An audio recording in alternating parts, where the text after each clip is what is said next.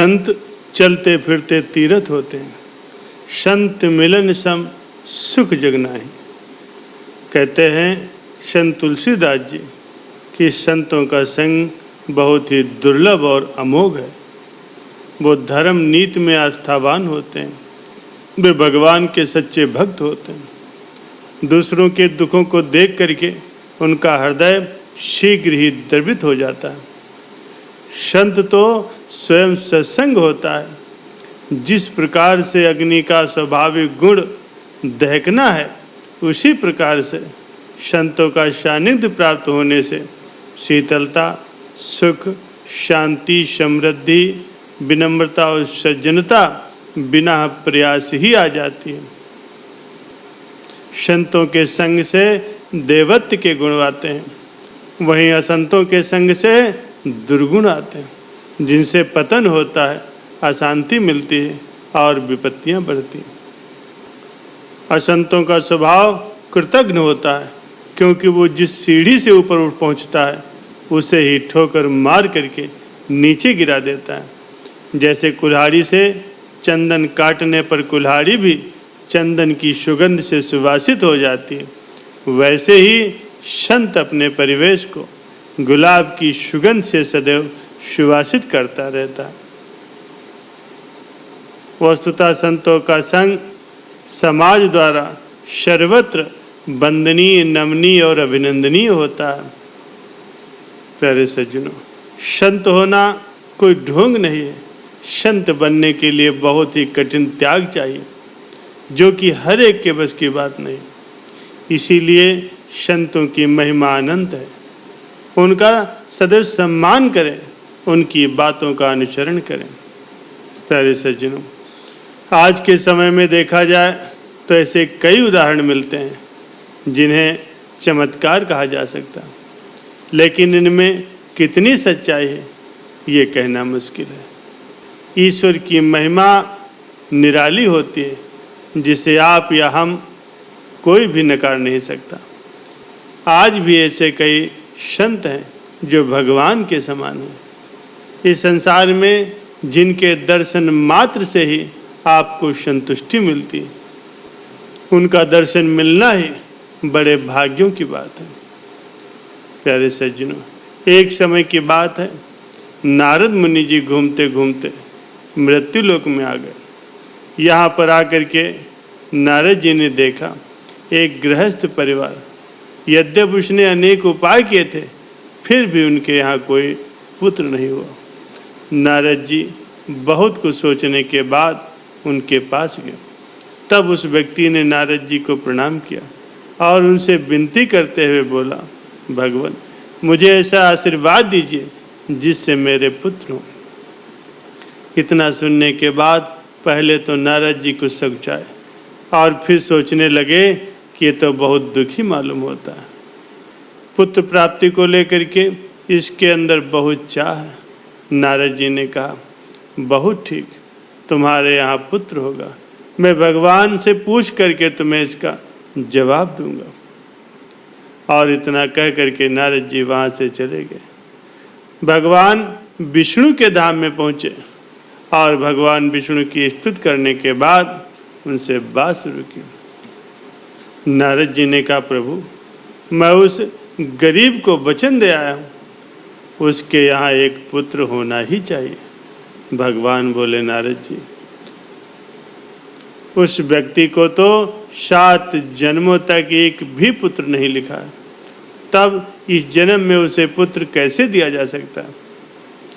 ये सुनकर के नारद जी बहुत ही मायूस हो गए। लौटते समय नारद जी उस गृहस्थ के पास गए और भगवान विष्णु के द्वारा कही गई बात उसे बताई, जिसको सुनकर के वो व्यक्ति भी निराश हो गया। लेकिन कुछ समय के बाद उसी गांव में एक बहुत बड़े ज्ञानी और वनवासी संत आए। संत जी ने बहुत दिनों से कुछ नहीं खाया था। आते हुए गांव में घूम घूम करके यही कह रहे थे, जो मनुष्य मुझे रोटी खिलाएगा तो उसकी एक मनोकामना पूरी होगी। ये सुनकर के उस गृहस्थ ने उन संत जी को रोटी खिलाई। और उनकी सेवा की। संत जी ने उसे आशीर्वाद दिया और वहाँ से चले गए। कुछ समय के बाद नारद जी फिर से उसी गृहस्थ के घर पहुँचे तो उन्होंने उसके घर तीन पुत्र खेलते देखे। गृहस्थ ने नारद जी को प्रणाम किया और उनसे कहा, भगवान आप कितना झूठ बोलते हो। देखो एक महात्मा जी की कृपा से मेरे घर 3 पुत्र हुए। ये सुन करके नारद जी को बड़ा क्रोध आ गया और वे उसी आवेश में भगवान विष्णु के पास पहुँचे और इसका कारण पूछने लगे।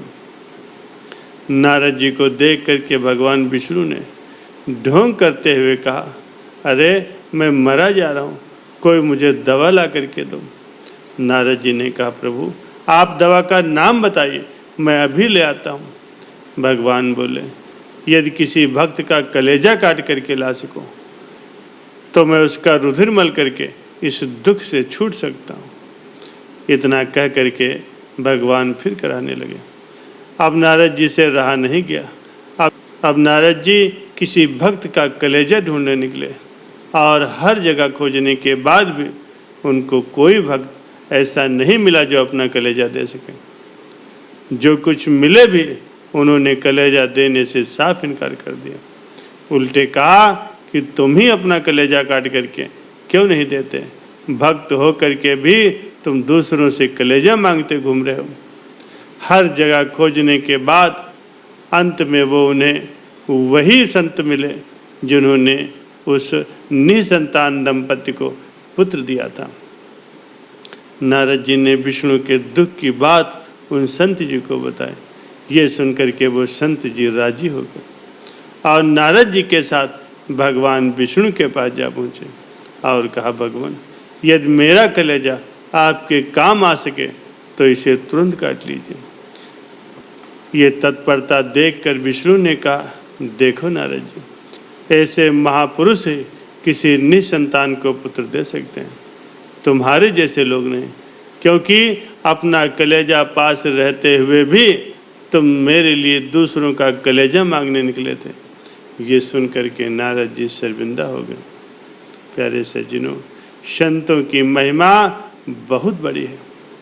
संतों का हृदय ही ऐसा होता है, पहले तो वे किसी की सेवा लेते नहीं और यदि लेते भी हैं तो फिर उसका कल्याण कर देते हैं। संत की महिमा वेद न जाने, जेता जाने तेता बखाने। एक संत हजारों संतों को संत बना सकता है, लेकिन हजारों संसारी मिल करके भी एक संत नहीं बना सकते। संत बनना कोई मजाक की बात नहीं। एक नेता जाता है तो उसकी कुर्सी पर 10 आ जाते हैं। अगर 10 ब्रह्मज्ञानी संत इस संसार से चले गए तो एक भी उनकी जगह पर नहीं आ पाया।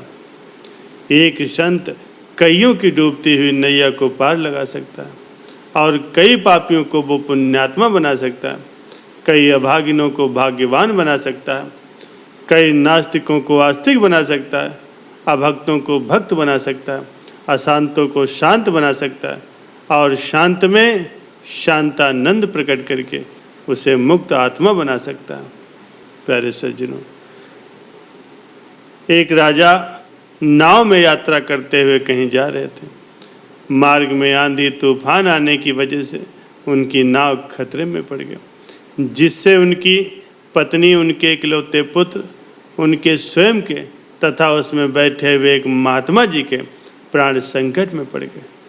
ये देख करके राजा जोर जोर से पुकारने लगे, बचाओ बचाओ, किसी और को भले ही नहीं लेकिन इन महात्मा जी को बचाओ। वे एक बार भी ये नहीं बोले कि मेरी रानी को बचाओ या पुत्र को बचाओ या मुझे बचाओ, नहीं। उन्होंने तो बस यही रट लगा रखी थी कि इन महात्मा जी को बचाओ, बाबा जी को बचाओ। अरे सज्जनों, बड़ी मुश्किल से देव योग से वो नाव किनारे जा लगी। तब राजा के जी में जी आया। किनारे पर उतर करके मल्लाह ने कहा, महाराज आपने एक बार भी नहीं कहा कि मुझे बचाओ या मेरी रानी को बचाओ या राजकुमार को बचाओ। बस आपने कहा इन महात्मा जी को बचाओ, इन बाबा जी को बचाओ। आपने ऐसा क्यों किया? राजा ने कहा, ऐसा बेटा तो दूसरा भी आ सकता, रानियां तो कई और आ जाती, मेरे जैसे राजा भी कई और आ जाते, मेरे मर जाने के बाद तो दूसरा राजा गद्दी पर आ ही जाएगा।